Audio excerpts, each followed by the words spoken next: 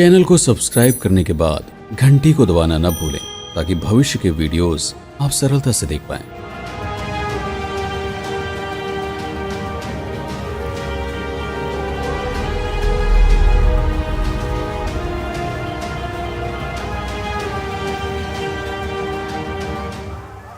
मैं हूं कुंभ। प्रत्येक 12 वर्षों पर भारत के 4 प्रदेशों में प्रवाहित 4 नदियों के किनारे मैं अस्तित्व लेता हूं। उत्तराखंड हरिद्वार में गंगा, मध्य प्रदेश उज्जैन में शिप्रा, महाराष्ट्र नासिक में गोदावरी एवं उत्तर प्रदेश प्रयागराज में गंगा एवं यमुना का संगम। जब भी मैं लोगों का आह्वान करता हूं तो हिमालय से लेकर कन्याकुमारी, कच्छ से लेकर अरुणाचल की दूरी इन 4 जगहों पर केंद्रित हो जाती है। आज मैं आपसे संवाद कर रहा हूं क्योंकि जब लोग अंधभक्ति में किसी प्रथा का अनुसरण करने लगे तब आवश्यकता होती है उसका खंडन करके मूल उद्देश्य का स्मरण कराने की। मेरी शरण में आने से न तो मैं आपके पाप धोता हूं, न ही आपके लिए स्वर्ग का द्वार खोलता हूं, न ही आपको यश की प्राप्ति होती है और न ही कीर्ति की। मेरे अस्तित्व लेने के पीछे जो उद्देश्य है वह है शांति एवं संतुलन। जब जब समाज में जात पात, क्षेत्र, बोली भाषा, वेशभूषा, रूप रंग, उम्र आदि के अंतर से मानव जीवन में क्लेश एवं अव्यवस्था का जन्म होता है, तब मैं लोगों का आह्वान करता हूँ जीवन दायिनी जल में पारस्परिक भेदभावों को भुलाकर सुख एवं प्रेम के साथ एक ही समय, एक ही जगह, एक ही जल में एक साथ स्नान करके उन 5 महाभूत तत्वों का स्मरण करने हेतु जिनसे उनका निर्माण हुआ है, जो इस बात का सूचक है कि आप भारत के किसी भी प्रांत में रहते हो, कोई भाषा बोलते हो, किसी भी ईश्वर के उपासक हो, कुछ भी कार्य करते हो, किंतु आप सभी मूल रूप से एक हैं। आपकी जाति है मनुष्य। आपके जीवन के 3 उद्देश्य हैं: प्रकृति का संरक्षण, मानवता की भलाई एवं सत्य की खोज। प्रकृति अर्थात वृक्ष, जल, वायु, भूमि, पशु पक्षी, प्रत्येक वह व्यवस्था जो मानव द्वारा निर्मित नहीं है। मानवता अर्थात स्त्री, पुरुष, किन्नर, बच्चे, बूढ़े, जवान, जो किसी भी प्रकार से मनुष्य जाति के सूचक हैं। सत्य अर्थात आप कौन हैं, आपके अस्तित्व का उद्गम एवं जीवन का उद्देश्य क्या है। निरंतर इसी शोध में लगे रहते हुए समाज एवं परिवार के लिए उत्कृष्ट कार्य करते रहना। कुंभ अर्थात मुझे जानने की यदि जिज्ञासा है तो आपको सम्राट हर्षवर्धन को जानना आवश्यक होगा। गुप्त साम्राज्य के पतन के बाद भारत में राजनीतिक अस्थिरता बनी हुई थी। निरंतर राजाओं का वध किया जा रहा था। आवश्यकता थी एक ऐसे राजा की जो इस अव्यवस्था पर नियंत्रण स्थापित करके एक राजनीतिक स्थिरता प्रदान करे। तब हरियाणा के थानेश्वर नामक स्थान पर पुष्य भूति वंश में 590 ईस्वी परांत उस मानव का जन्म हुआ जो 606 से 647 ईस्वी तक सम्राट हर्षवर्धन के नाम से विख्यात हुआ। 41 वर्ष के शासनकाल में राजा हर्षवर्धन ने अपने साम्राज्य का विस्तार संपूर्ण उत्तर भारत पर किया। मात्र पंजाब शेष था। इस कालखंड में भारत प्रबल आर्थिक रूप से विकसित हुआ।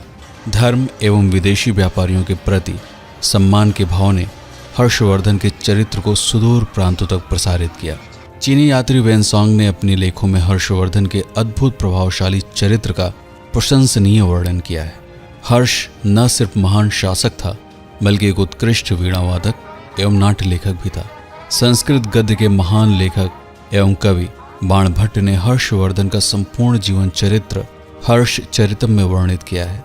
उपलब्ध ऐतिहासिक साक्ष्यों से जो विवरण प्राप्त होता है उसके अनुसार हर्षवर्धन का साम्राज्य मगध, कश्मीर, उत्तराखंड, गुजरात, सिंध, उत्तर प्रदेश, बिहार, असम, मध्य प्रदेश एवं महाराष्ट्र के नासिक तक फैला हुआ था।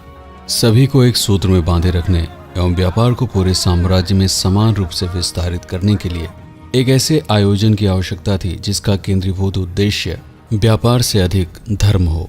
इस विषय में हर्षवर्धन ने अपने युद्ध एवं शांति मंत्री अवंती, महासेनापति सिंहनाद, मुख्य अधिकारी कुंतल एवं हस्त सेना का मुख्य अधिकारी स्कंदगुप्त की उपस्थिति में महर्षियों से चर्चा की। तब उस सभा में उपस्थित संपूर्ण भारत में भ्रमण कर चुके बाणभट्ट ने एक धार्मिक अनुष्ठान के आयोजन का कायाकल्प प्रस्तुत किया। आयोजन वही सफल होगा जो हर्षवर्धन के फैले हुए साम्राज्य में चारों दिशाओं में समान रूप से आयोजित किया जाए एवं उसकी समयावधि इतनी रखी जाए कि पैदल, बैलगाड़ी, ऊंट एवं घोड़ों से आने वाले यात्री भी उस समय काल में पहुंच सके। इसके साथ ही इस कार्यक्रम को किसी महान पौराणिक वृत्तांत से भी जोड़ना होगा, क्योंकि मात्र धर्म में ही इतनी शक्ति है जो लोगों को एकीकृत कर सकने में सक्षम है। तब उदय हुआ मेरा अर्थात कुंभ का। मेरे नाम एवं मेरी महत्ता का गुणगान करने के लिए बाणभट्ट ने मेरा सृजन समुद्र मंथन के पौराणिक वृत्तांत से जोड़ा।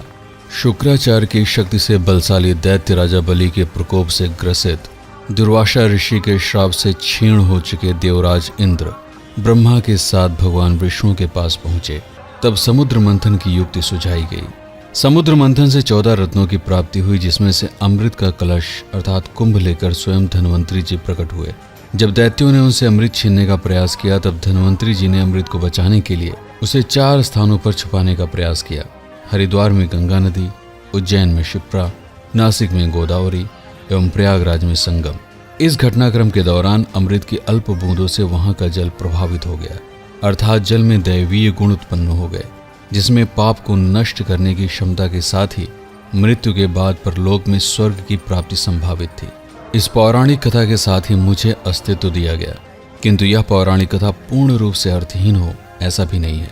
मनुष्य का सकारात्मक रूप अर्थात देवता, नकारात्मक विचार अर्थात राक्षस या दैत्य, इन दोनों का आपसी द्वंद्व अर्थात समुद्र मंथन, मनुष्य का सबसे बड़ा डर अर्थात मृत्यु, मृत्यु का अकाट्य समाधान अमृत, अमृत की प्राप्ति का निमंत्रण अर्थात जनमानस की प्रचंड भीड़।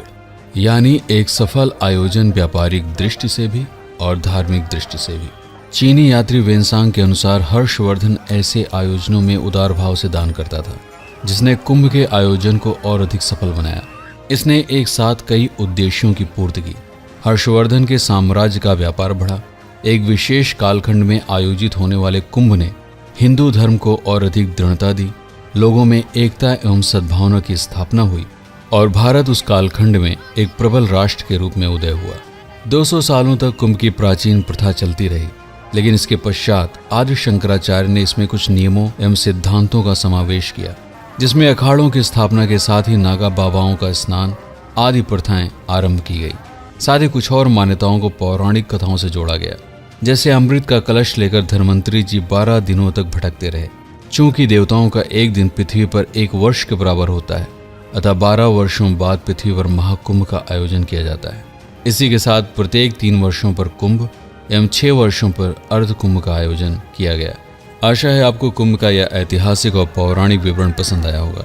वीडियो को लाइक और शेयर करने के साथ ही कमेंट में अपने विचारों को लिखना मत भूलें। जो नए लोग हैं उनसे अनुरोध है चैनल को सब्सक्राइब कर लें। प्रतापगढ़ हब ऐसा चैनल है जिसका उद्देश्य सत्य को प्रचारित करने के साथ अंधविश्वास एवं अतार्किक प्रथाओं के पीछे लुप्त हो चुके वास्तविक उद्देश्यों को पुनर्जीवित करना है। इस यात्रा में हमारे साथ चलते रहें। भविष्य में ऐसे ही रोमांचक वीडियोस प्रकाशित किए जाते रहेंगे। मैं हूं पीके सिंह और आप देख रहे हैं प्रतापगढ़ हब। सत्य कुंभ, अमर कुंभ। धन्यवाद।